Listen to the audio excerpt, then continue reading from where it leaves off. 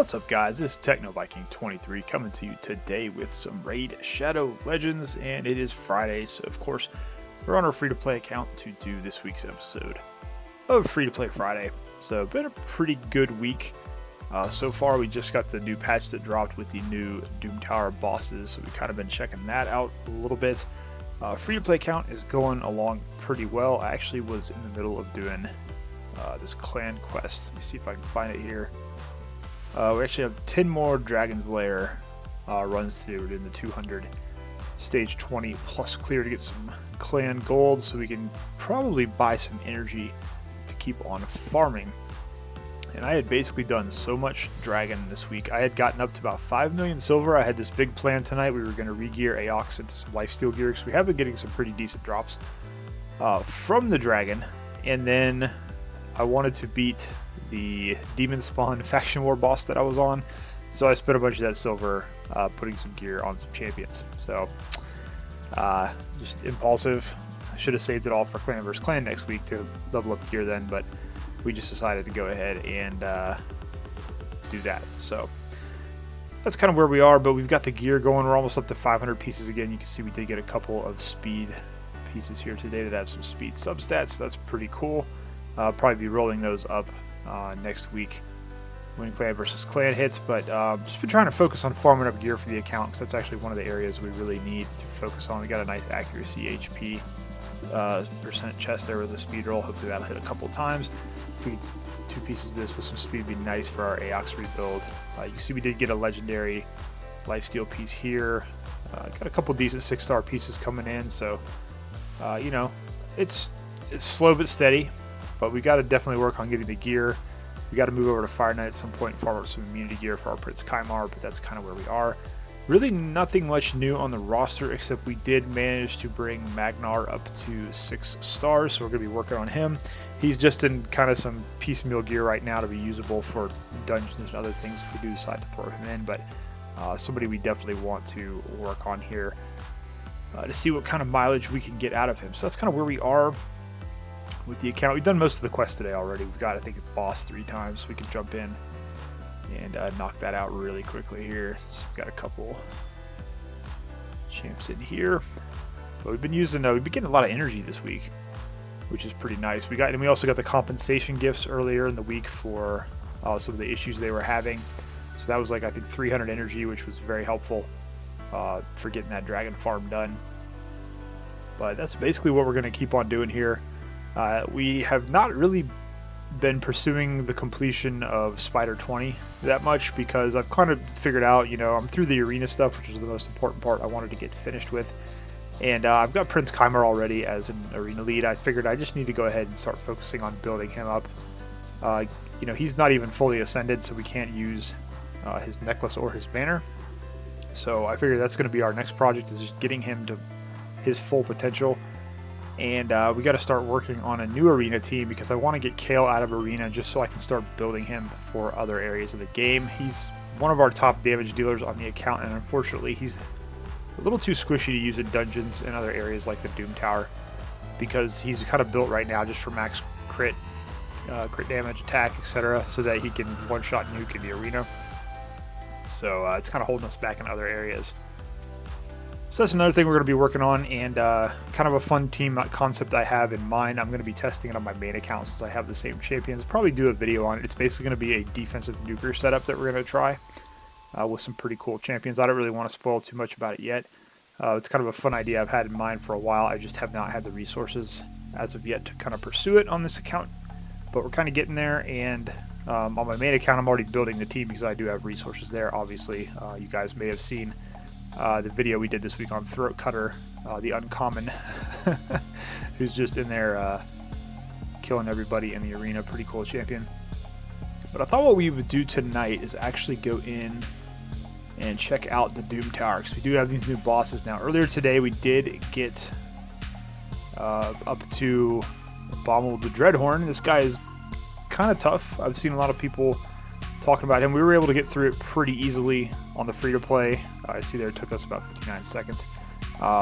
These early ones are pretty easy. You can see here we actually, you know, nuked him in 5 turns. I was trying to copy Cinti here. obviously. I did it with Septimus as well. 5 turns basically was what we got there. But it was kind of funny that we were at the same team there. Just you know, I thought it was just coming in there and nuking basically. But yeah, usually the level 10 normal, as long as you've got a couple champions that can hit pretty hard, you can clear these bosses, the first couple, usually pretty easily. So we went ahead and got through him. Now I know on the hard tower he's going to be a lot tougher. A lot of people are calling for him to be nerfed already on the upper floors of the hard Doom Tower, which I don't necessarily agree with. You know, there's been strategies already coming out to beat the 10 and I think the floor 51. Everybody's talking about the floor 90, you know, he's got like 1,000 accuracy and you need 400 resistance and all this other stuff. But, you know, this may be an unpopular opinion, but I think a lot of the times people forget that when new content comes out for the game, it's not necessarily for everyone to play. And there's a lot of mid-game and early-game people even, you know, lower levels that are actually complaining about this boss being too hard. And I'm like, well, he is hard. He's supposed to be hard because the top players in this game, they really don't have much to challenge them.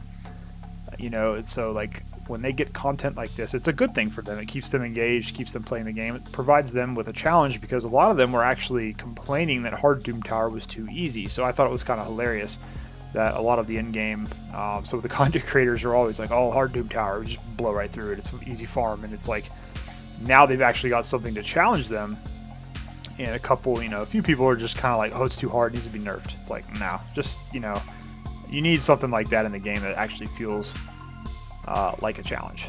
Now, on normal Doom Tower, I think so far it's shown that as long as you have the decent champions and can get some good builds, I think you can get through it no problem. So, you know, I've had no issue so far getting through him on either this account or my main account on the normal tower because obviously, you know, normal tower floor 10 is pretty easy there.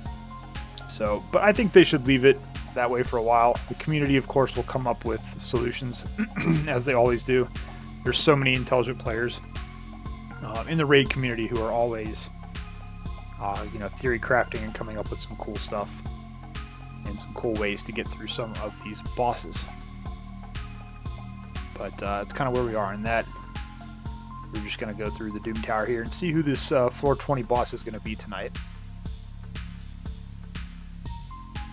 Hopefully it's somebody that we can beat. And if we can get through this next secret room, excuse me guys, I'm just having all kinds of sinus issues this week. If we get to this next secret room that's coming up, we actually will be able to get the helmet guy. I can't remember his first name. Archmage helmet, that's it. So if we can beat the next secret room, we're at 99 out of 100 shards. We'll be able to get him, actually be able to summon him tonight. So we have that to look forward to, which is pretty cool. And we also do have one sacred shard, which I've been debating. I was like, do I want to pull it for the 2X?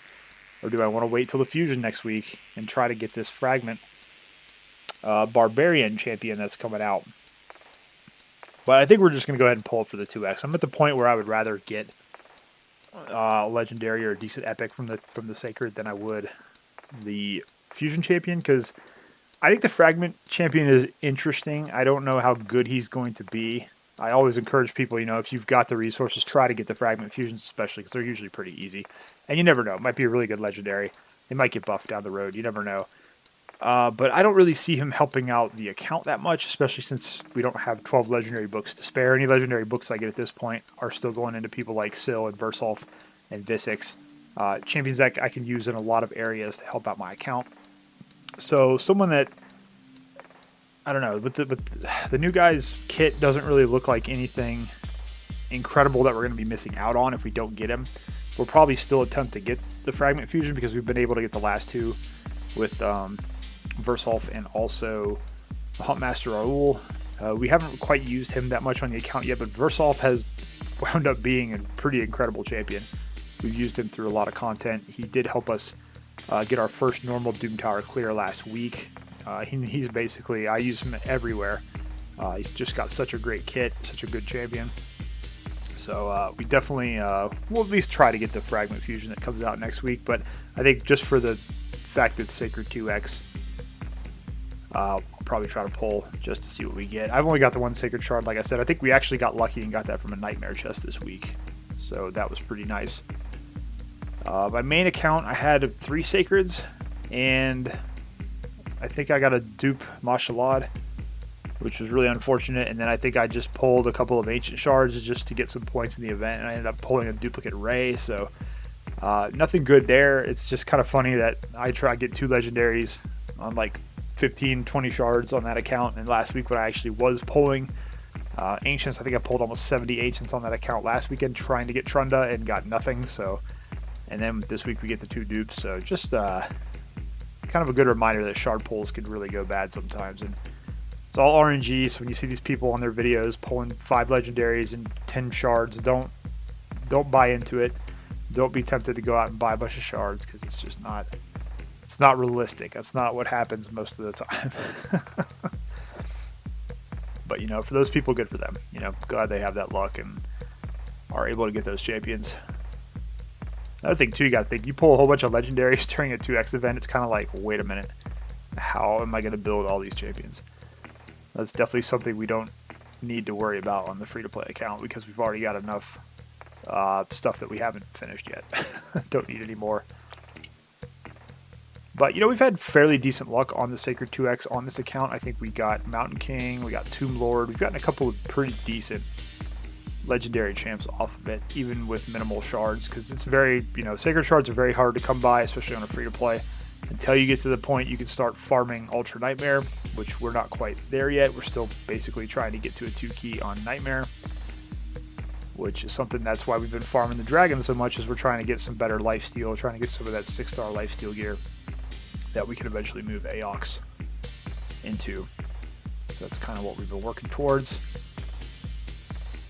But I think we could definitely get the current team we're working with into a 2-key situation. And then we'll have a couple of keys every day to either use on Brutal or to try to start working on an Ultra Nightmare team. So it's just going to be a matter of getting some better statistics on some of the gear. But you see here, we're getting through the waves pretty easily now on normal tower here. The only thing I wish I had on this account is I don't really have a good buff stripping champion. It would be nice to get a Madame Ceres. Actually, the cool thing about getting Archmage Helmet, if we can get him tonight, is that he's basically going to be Apothecary for us. We have yet to get an Apothecary on this account, almost a year in. So once we get him, he's going to kind of be that turn meter booster. And he's also got a crazy good kit. So we'll take a look at him after we get through. Hopefully after we get through this. I'm not quite sure who the floor 20 boss is either. I don't know if it's that new the new Dark Fae lady.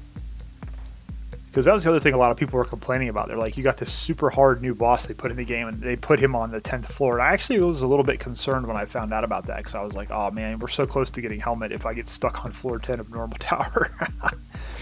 It was going to make me a little upset, because that would have put us back about a month away from getting Helmet instead of getting him possibly tonight. But like you saw, we were able to get through it, you know, fairly easily. No, not too big of an issue. Okay, so we've got 19 down. Let's go to 20, see who... Oh, okay, it's going to be our good friend, the Scarab King. Okay, alright, I'm trying to remember, and this is the other thing too, I wish they had, like, your teams... I really need to use the team setup and build the team to do this, but let's see. I know we used Chamfort here. And I'm trying to remember who else. I think we'll just throw Visix in. Pretty sure we had Arminger, but I don't know if he's in a destroy set or not. I don't think we have anybody on this account other than Chamfort in a destroy set, so we'll just have to see what happens. I'm really just trying, we got our 2 turn meter champs here. Really just trying to remember who we use. We always have Syl, I think. She's pretty much someone we always bring into these. Oh, you know, we need shields. That's what I keep... Okay, we definitely need shields. Let's see. Who do we have that has... That's... I think I was using Renegade in this lead slot before, because she does have a shield set. She gives us a little bit extra resistance, but she usually dies pretty quickly. But the last couple runs that Scarab King's been in the Doom Tower, Champ Fort has been able to solo him, even when everyone dies off, so we should be okay here. We'll try and see what happens. Yeah, I don't see any decreased max health on Armager, so he does not have the Destroy set. But hopefully that shield set on Renegade will be able to help us out here at the beginning, at least, to resist a lot of those debuffs the Sky throws out. But Champ Fort is actually an MVP here. I'm building a Champ Fort to solo this on my other account for Hard Tower. But I love Lord Champ Fort. One of the better legendaries, I think, in the game that's very underrated. Doesn't get a lot of credit. He's kind of like Norog. A lot of people have forgotten about him. You know, just a really solid overall champ. Great tank for a lot of content in the game. Yeah, it looks like we're doing okay. We get a couple more decreased max HP here. We should be fine. We're getting some good decreased turn meter there. But this guy's counterattack is really what just completely messes you up.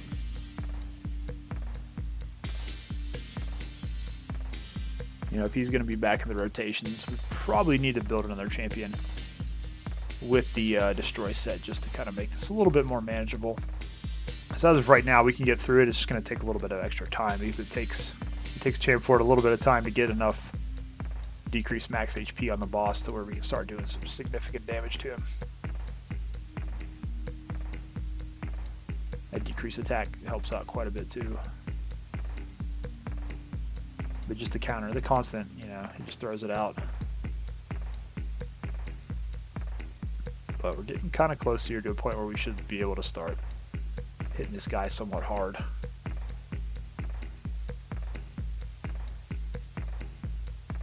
Yeah, I think we'll be okay here. I remember when this guy used to be like the toughest boss, nobody could get through it, and then it's like we've gradually figured out, you know, team comps and ways to get through it. And that's kind of the cool thing about the Doom Tower. You know, at least it is new content for people to try. It's something to challenge a lot of people and hopefully help them, you know, build some better champions and figure out new ways to play the game. So there we go. We got a 4-star chicken, which is cool. We can always use that on the account. All right, let's go into floor selection here, and we'll look at Secret Room 2, which hopefully is not something crazy. HP champs only. Well, fortunately, we do have some good HP champs. It's going to be tough to do damage here. I don't know. We can throw Magnar in at level 15. I don't know if he's going to survive. I don't know if Doomscreech actually has any gear either. Looks like he does have a little bit, but barely anything on him. I know I haven't geared Vogoth yet. I don't think I'll put gear on any of these others, so it's like we're going to have to put Magnar in and see if we can do this. And if we can get through this, then we will get Archmage Helmet tonight, and that'll be a pretty huge unlock for this account.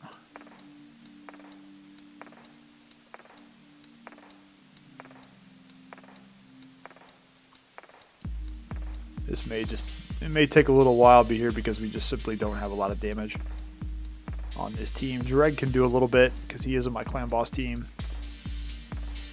But Lugan is not geared very well. He's another pretty decent legendary that I eventually need to work on building at some point. I just haven't had the chance. But they're doing okay so far. Like I said, we got some healing here. We've got a lot of HP between all 5 of these characters, so that's kind of another cool thing about Versolf. You know, he's got the leech, he's got the HP aura, so if you're running him with 4 other HP champions, they're all going to be pretty tanky. I don't really see anything in this wave that should give us any issues.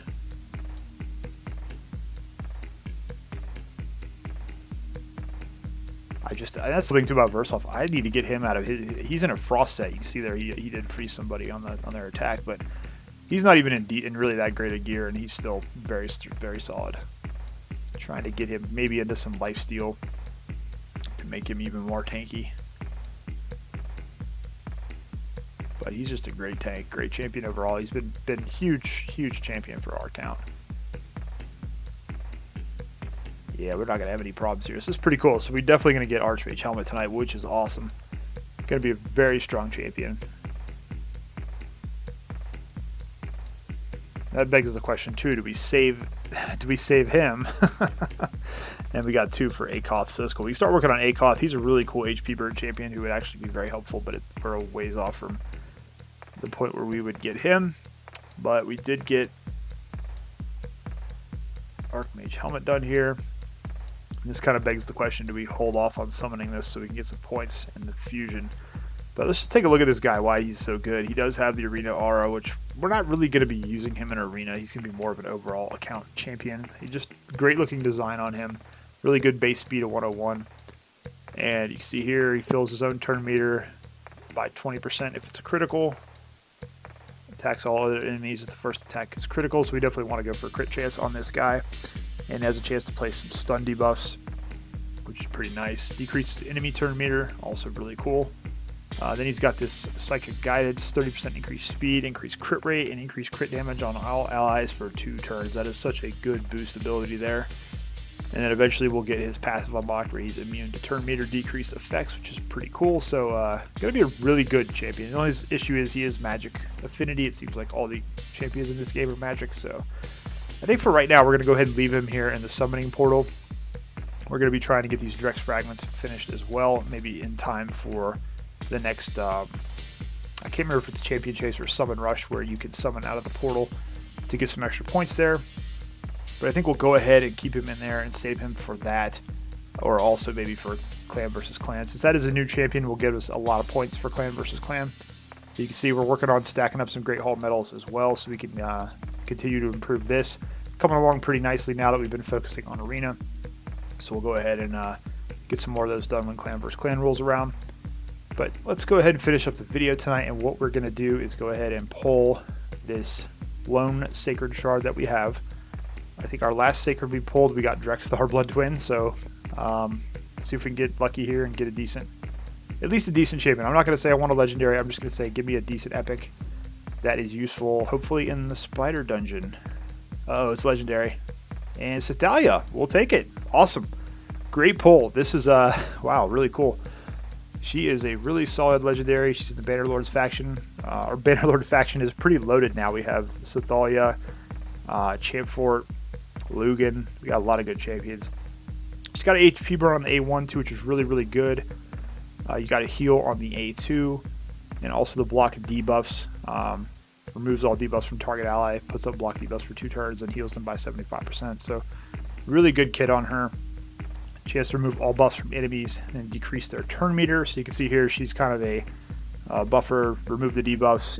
You know, it's funny, we were just talking about needing a strip buff champion when we were running through Doom Tower, and here we go. And then she's got a ally resist in all battles by 50, but only for magic. So awesome. I'm really excited. This is really cool. Great pull for this account.